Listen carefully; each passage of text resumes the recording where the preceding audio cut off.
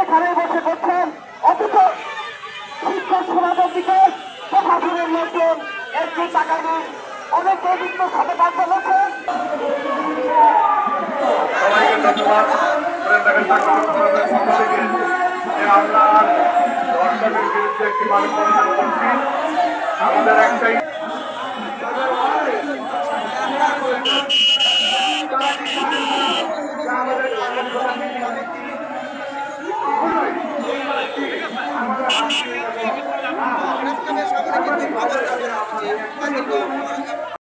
জন্য একটি নতুন করে আইন প্রণয়ন করে এবং রাষ্ট্রপতি অর্ডিন্যান্সের মাধ্যমে আইন করা যায়।